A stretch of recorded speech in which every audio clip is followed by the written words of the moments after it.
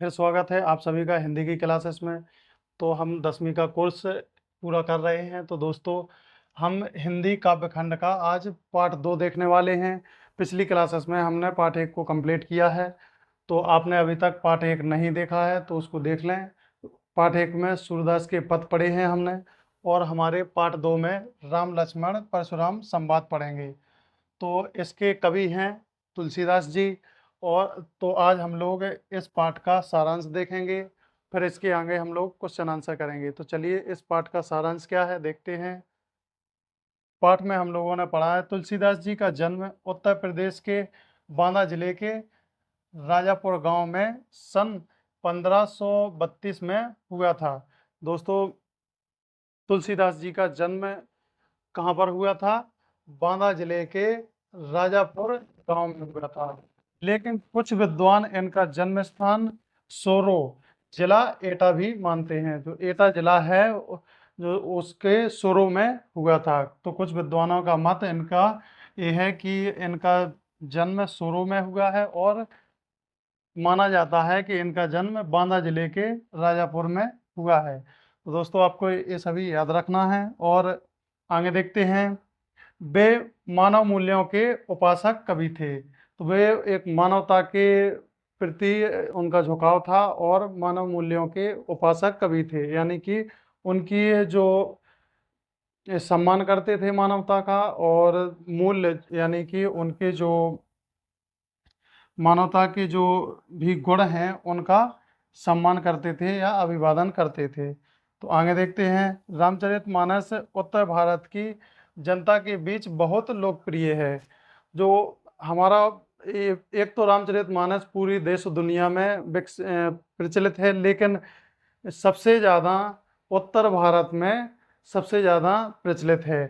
तो सबसे ज़्यादा लोकप्रिय कहाँ पर है? उत्तर भारत में लोकप्रिय है रामचरितमानस। और रामचरितमानस के अलावा इन्होंने कौन कौन सी रचनाएं की तो देख लेते हैं।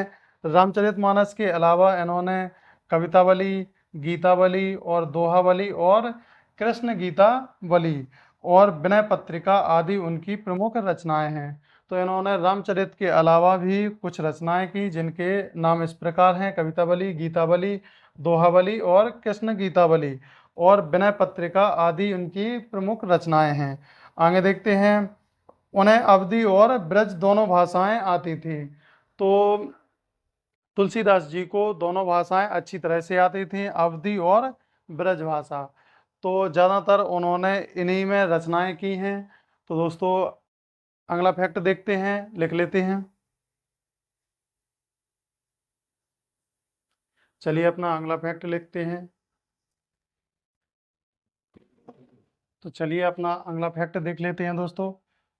तो अगला फैक्ट है हमारा, सन 1623 में काशी में उनका देव देहवासन या फिर मृत्यु हुई। तो देवासन यानी कि मृत्यु हुई कहाँ पर? काशी में। कब? तो 1623 में। और तुलसीदास जी ने रामचरितमानस की रचना अवधी में और विनय पत्रिका तथा कवितावली की रचना ब्रज भाषा में की। इन्होंने रामचरितमानस की रचना अवधी भाषा में की, और विनय पत्रिका और कवितावली की रचना ब्रज भाषा में की। और तुलसीदास जी की रचनाओं में प्रबंध और मुक्तक दोनों प्रकार के काव्यों का उत्कृष्ट रूप है। इन्होंने प्रबंध और मुक्तक काव्य को इसमें काव्यबद्ध किया है। तो इनकी रचनाएं इस प्रकार थीं। तो दोस्तों, ये हमारे पाठ का सारांश है। इसके बाद हम लोग इसको मिटा देते हैं, और इसके अभी हम गद्यांश देखेंगे और उसके संकेत, संदर्भ और प्रसंग सहित उसके अर्थ लिखेंगे। तो हम लोग चलते हैं अपने गद्यांश की ओर। तो हम पहला गद्यांश लिखेंगे इस पाठ का, देखते हैं। तो चलिए दोस्तों, हमने इस पाठ का अपना पहला गद्यांश लिख लिया है। तो पहला गद्यांश हमारा आप लोग पढ़ लें, और उस गद्यांश का हमको संकेत, संदर्भ, प्रसंग और अर्थ लिखना है। तो देखते हैं हमारी इस जो गद्यांश है उसकी पंक्तियों में क्या लिखा है। तो पहले हम संकेत के रूप में लिख लेते हैं, उन्हीं पंक्तियों के कुछ शब्द उठाकर आगे पीछे के लिख लेते हैं। तो हमारी पंक्तियों में पहले शब्द था नाथ शंभुधन, शंभुधनु यानी कि नाथ यानी स्वामी, शंभुधनु यानी शंभु यानी शिव, यानी कि धनु यानी धनुष है। तो नाथ शंभुधनु रिपु मोरा, तो यह शब्द लास्ट में लिखे हुए हैं हमारी पंक्ति में। तो इस प्रकार से हम लोग पहले संकेत लिखते हैं कि इसमें क्या कहा गया है। संकेत एक प्रकार से कि हमारी पंक्तियां है कहाँ से कहाँ तक है, तो उस कोई एक संकेत के रूप में पहले लिख लेते हैं। फिर उसके किस संदर्भ में बात की गई है, तो फिर संदर्भ क्या है, यह पाठ कहाँ से लिया गया है और किसके द्वारा इसको लिखा गया है, तो हम उसको लिख लेते हैं संदर्भ में। तो संदर्भ है हमारा, प्रस्तुत पंक्तियां हमारी पाठ्य पुस्तक क्षितिज के राम लक्ष्मण परशुराम संवाद से ली गई हैं।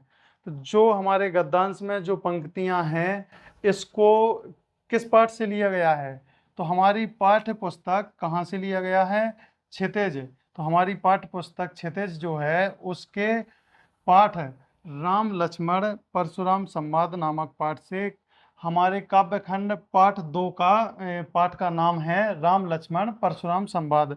तो कहाँ से इसको लिया गया है, राम लक्ष्मण परशुराम संवाद पाठ से लिया गया है, से ली गई हैं, जिनके कवि हैं तुलसीदास। तो इस पाठ के कवि कौन हैं, तुलसीदास जी हैं। तो संदर्भ में हम लोग इसको लिखते हैं। और प्रसंग क्या है, यानी कि इन पंक्तियों में किसके बारे में बात की गई है, या फिर इन पंक्तियों का क्या अर्थ निकल के आता है, या फिर इन पंक्तियों में क्या बात की गई है, उसको हम एक संक्षिप्त रूप में लिखते हैं प्रसंग के रूप में।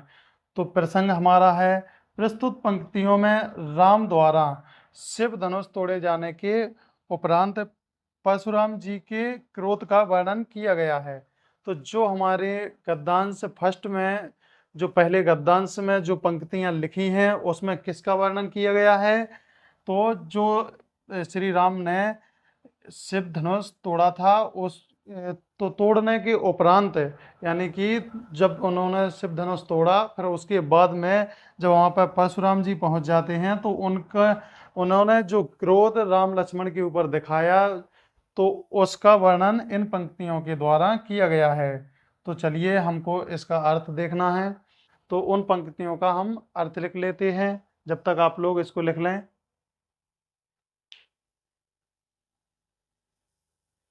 तो चलिए दोस्तों, हम लोग अपने अर्थ को देख लेते हैं। तो अभी हमने संकेत, संदर्भ और प्रसंग लिखा था, तो अब उसके अर्थ को देखते हैं। तो देखें, उसका संक्षिप्त में जो अर्थ निकल कर आता है, तो उसका यह अर्थ निकलता है कि शिव धनुष तोड़ने के पश्चात जब परशुराम जी क्रोधित होते हैं, जब शिव धनुष राम तोड़ देते हैं, तब उसके पश्चात जब परशुराम जी क्रोधित होते हैं, तब राम विनम्र भाव से कहते हैं कि हे स्वामी, हे स्वामी या फिर प्रभु, कि जिसने इस शिव धनुष को तोड़ा है वह आपका ही कोई दास होगा। तो जब राम परशुराम जी से एक विनम्र भाव से कहते हैं कि हे स्वामी, जिसने इस धनुष को तोड़ा होगा वह आपका ही कोई सेवक होगा, आपकी जो आज्ञा हो कहिए। तो जब श्री राम ने उनसे आग्रह करते हुए कहा कि हे प्रभु, हे स्वामी, जिस धनुष की आप बात कर रहे हैं वह धनुष किसी आपके सेवक ने ही तोड़ा होगा, और जो आपकी आज्ञा हो सो उसे कहिए। तब परशुराम जी कहते हैं, क्या कहते हैं, कि सेवक सेवा करता है, लेकिन तुमने तो शत्रुता का काम किया है। तो जब परशुराम जी ऐसी बात सुनते हैं, ब्रह्म आग्रह सुनते हैं, फिर उनसे कहते हैं कि आप सेवक हो अगर, तो सेवक का काम होता है सेवा करना, और आपने तो धनुष तोड़कर शत्रुता का काम किया है। तो ऐसा कौन कहता है, ऐसा कहते हैं श्री रामचंद्र जी से परशुराम जी। तो परशुराम जी कहते हैं कि सेवक का काम होता है सेवा करना, और आपने तो शत्रुता का काम किया है, इसलिए युद्ध करो, और जिसने इस शिव धनुष को तोड़ा है वह सहस्त्र बाहु के समान मेरा शत्रु है। जिस प्रकार से परशुराम जी का सहस्त्र बाहु शत्रु था, उसी प्रकार से वो कहते हैं कि जिसने यह शिव धनुष तोड़ा है वह भी मेरा सहस्त्र बाहु के समान शत्रु है। तो दोस्तों आशा करते हैं कि आप लोग इसके अर्थ को समझ गए होंगे। तो इसमें काव्य सौंदर्य क्या है, तो इसमें चौपाई और छंद के माध्यम से इन पंक्तियों को लिखा गया है और अवधी भाषा में है और अनुप्रास अलंकार का प्रयोग किया गया है। तो दोस्तों आज के लिए हम लोग इतना ही रहने देते हैं। नेक्स्ट क्लास में अपना अगला गद्यांश देखेंगे, फिर उसके बाद हम लोग इस पाठ के क्वेश्चन आंसर करेंगे। जब तक के लिए आप क्लास का इंतज़ार कीजिए और आप लोग पिछली क्लासेस को अच्छे से पढ़िएगा। जब तक के लिए बाय बाय। आप सभी का क्लास में रहने के लिए बहुत बहुत धन्यवाद। जय हिंद दोस्तों।